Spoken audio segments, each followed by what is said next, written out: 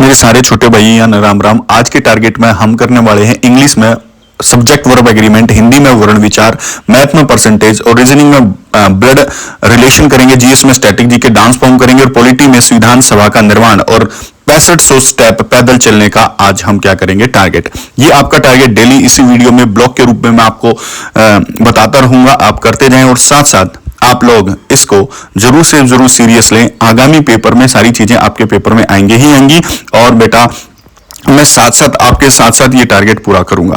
तो सुबह के बज गए हैं 5 और मैं उठ गया हूं और उठने के बाद हम सीधा बाहर जाता हूं। एक बार आपको मौसम दिखा देता हूं, मौसम कैसा है। तो आज जो 5 बज गए हैं, 5 बजने के साथ साथ बहुत शानदार मौसम रहता है भाई।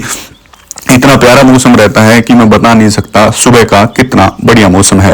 अब मौसम को तो ठीक है भाई, मौसम का एंजॉय तो ले सकते हैं, लेकिन साथ साथ हमें पढ़ना पड़ेगा। सुबह उठकर पढ़ना पड़ेगा, रात को देर तक पढ़ना पड़ेगा और भाई काम तो करना पड़ेगा, है ना।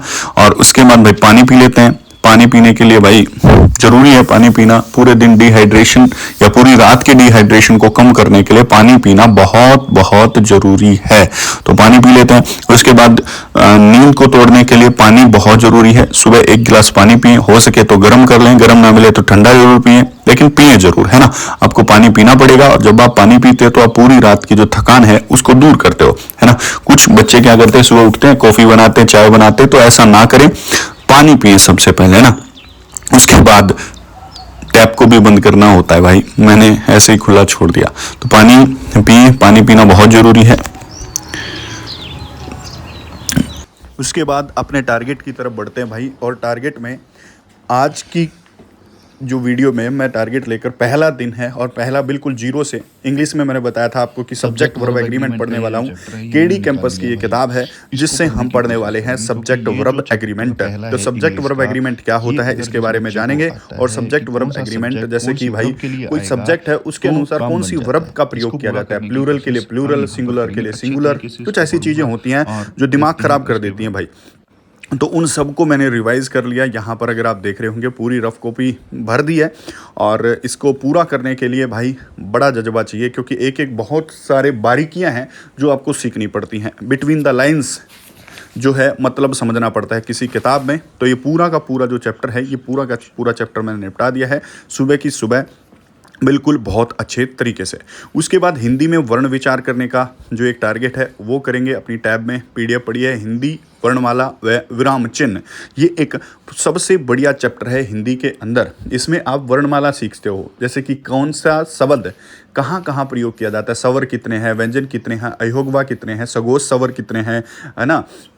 और अलप अलप प्राण कौन से हैं, महाप्राण कौन से हैं, सघोष कौन से हैं, संयुक्त व्यंजन कौन से हैं, लुंठित व्यंजन कौन से हैं, पार्श्व व्यंजन कौन से हैं, है ना। तो सपर्श हैं, अंतस्थ व्यंजन कौन से हैं, उसम व्यंजन कौन से हैं, संयुक्त व्यंजन कौन से हैं। तो सारी चीज़ें आपको सीखनी पड़ेगी। मैंने पूरा टारगेट इसको कंप्लीट किया। सघोष अघोष जितना भी हो सकता था सारा का सारा निपटारा इसका मैंने यहाँ पर कर दिया, संयुक्त व्यंजन तक, है ना। जितने भी हो सका मैंने सारा का सारा निपटारा कर दिया है।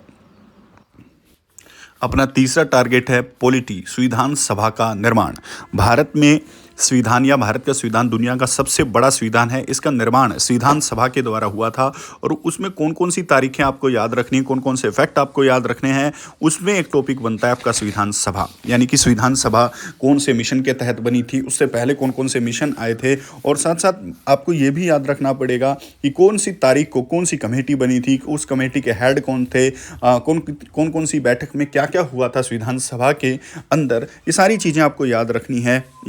यही एक अच्छा टॉपिक है जो शुरुआती पॉलिटी के अंदर टॉपिक है। ये मैंने निपटा दिया है। इसके बाद भाई बाहर चलते हैं और बाहर घूमते हैं थोड़ा सा। आज का मॉर्निंग जो शेड्यूल था वो मैंने पूरा कर लिया है। कुछ टॉपिक मैं रात को करता हूँ, लेकिन रात को मैं ब्लॉग बना नहीं पाऊँगा भाई। आज का रात का ब्लॉग नहीं आएगा। तो बेटा ये जो है आज आप देख पा रहे हैं बिल्कुल दिन निकल गया है।